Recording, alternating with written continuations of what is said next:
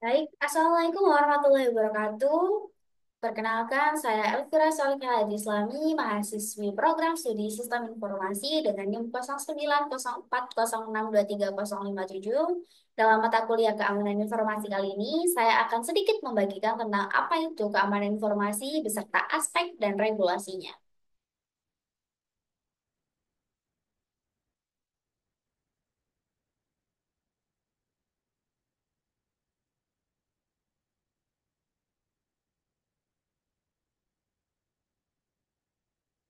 Baik, dalam mata kuliah keamanan informasi ini, saya berada di kelas H7B5, di mana diampu oleh Bapak Faris Muslihul Amin, MKOM.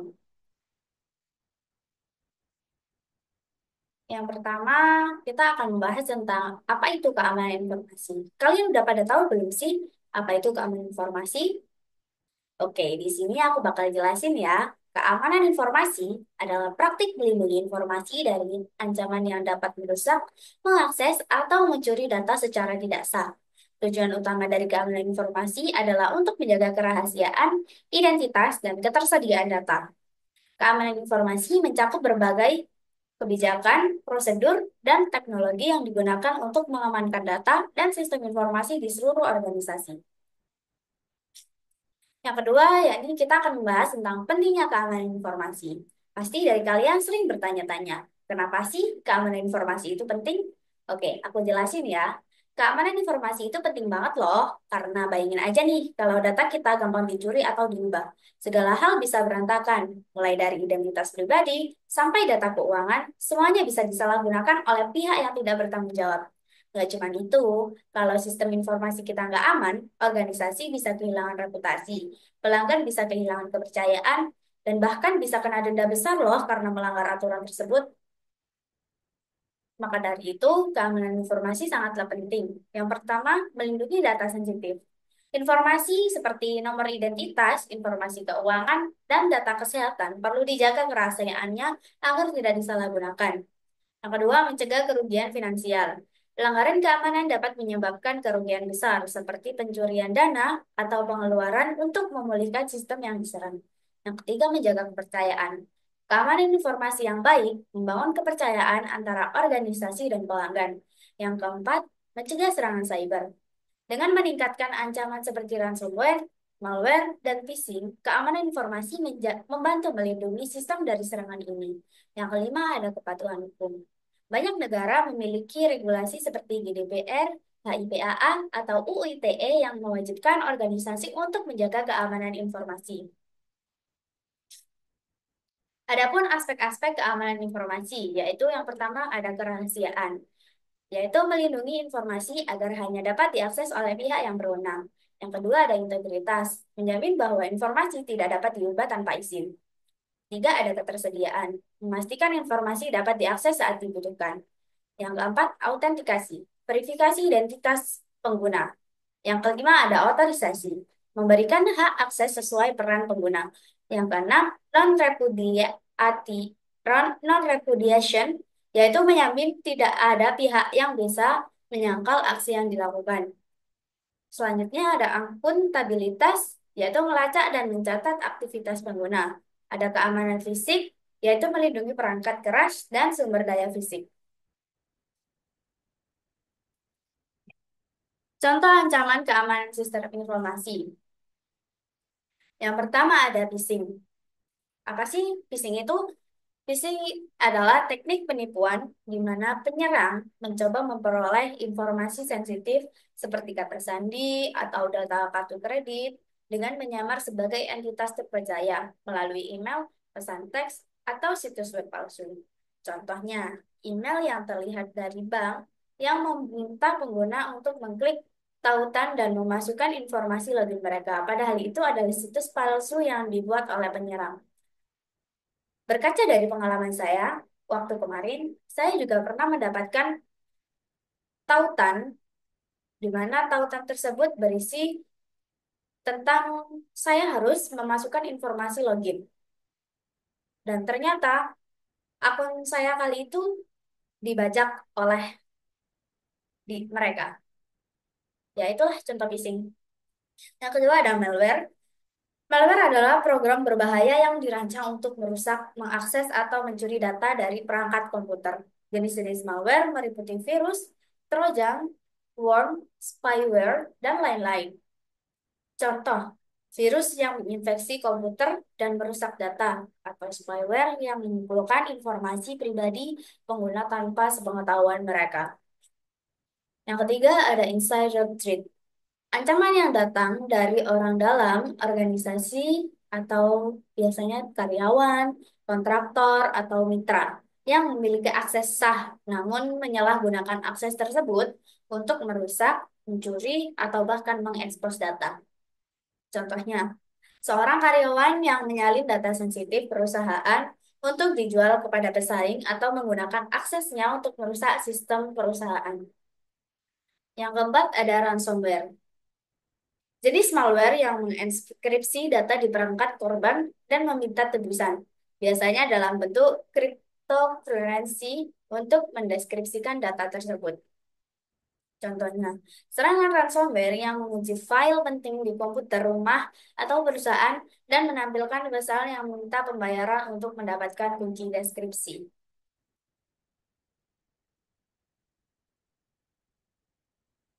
Lalu, pembahasan selanjutnya adalah konsekuensi pelanggaran.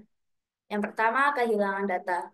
Data penting dapat hilang atau dicuri. Yang kedua, kerusakan reputasi. Kepercayaan pelanggan terhadap organisasi dapat berkurang. Yang ketiga, sanksi hukum. Pelanggaran regulasi keamanan informasi dapat mengakibatkan denda atau tuntutan hukum. Yang keempat, kerugian operasional. Gangguan sistem dapat menyebabkan berhentinya operasi bisnis. Pembahasan selanjutnya yaitu apa saja strategi untuk menjaga keamanan informasi. Ada beberapa strategi untuk menjaga keamanan informasi agar tetap aman. Yang pertama, gunakan enkripsi, yaitu mengamankan data selama pengiriman atau penyimpanan. Yang kedua, terapkan kebijakan akses. Memberikan akses hanya kepada pihak yang membutuhkan saja, jangan ke sembarang orang, hanya orang yang membutuhkan. Yang ketiga ada update sistem secara berkala. Memperbarui perangkat lunak untuk menutup celah keamanan. Yang ketiga, yang keempat ada edukasi pengguna. Melatih karyawan atau pengguna untuk mengenali ancaman seperti phishing. Yang kelima, gunakan firewall dan antivirus. Mencegah akses tidak sah dan mendeteksi perangkat lunak berbahaya.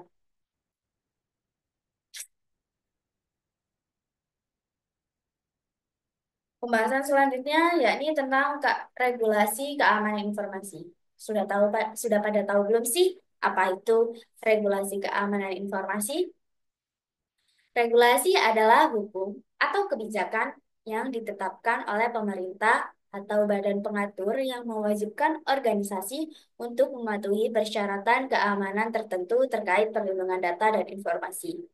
Regulasi ini sering berlaku secara wajib dan organisasi yang gagal mematuhinya dapat dikenakan sanksi atau denda, seperti pembahasan kita yang di awal tadi, teman-teman. Contoh regulasi keamanan. Yang pertama itu ada GDPR atau General Data Protection Regulation, yaitu regulasi Uni Eropa yang mengatur perlindungan data dan privasi individu. Berfokus pada hak individu atas data mereka dan kewajiban organisasi untuk melindungi data tersebut.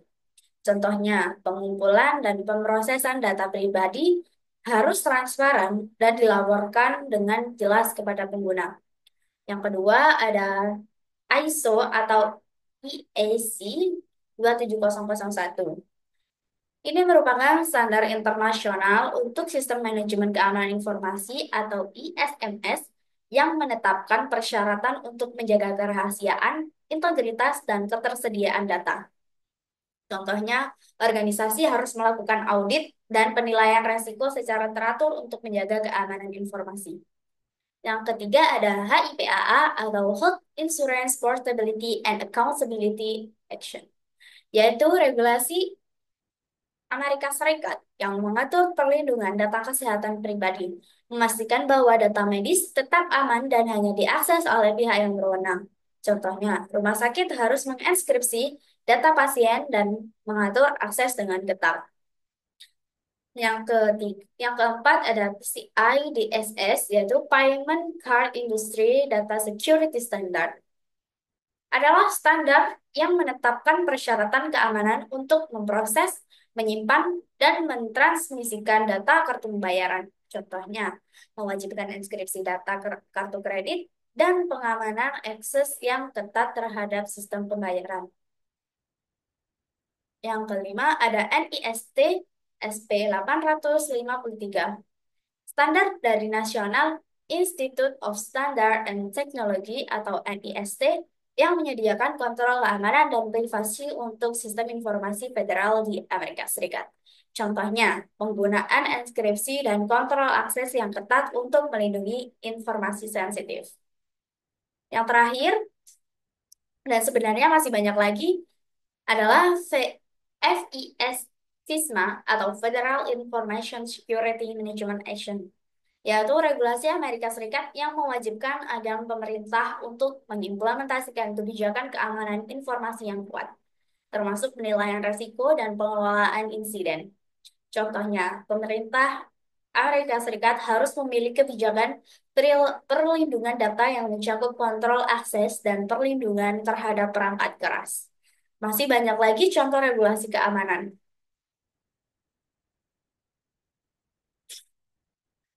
Dari beberapa slide sebelumnya, mulai dari definisi, aspek, eh, dan regulasi, kesimpulannya adalah keamanan informasi adalah aspek krusial atau aspek yang sangat penting dalam era digital ini. Dengan melindungi kerahasiaan, integritas, dan ketersediaan informasi, kita dapat menjaga keberlanjutan bisnis, kepercayaan pengguna, dan kepatuhan hukum. Sebagai individu dan organisasi, kita memiliki tanggung jawab yang besar untuk mengambil langkah proaktif dalam menjaga keamanan informasi. Cukup sekian penjelasan dan presentasi dari saya. Semoga dapat mengedukasi para pendengar sekaligus melihat. Tidak banyak yang saya ucapkan. Assalamualaikum warahmatullahi wabarakatuh.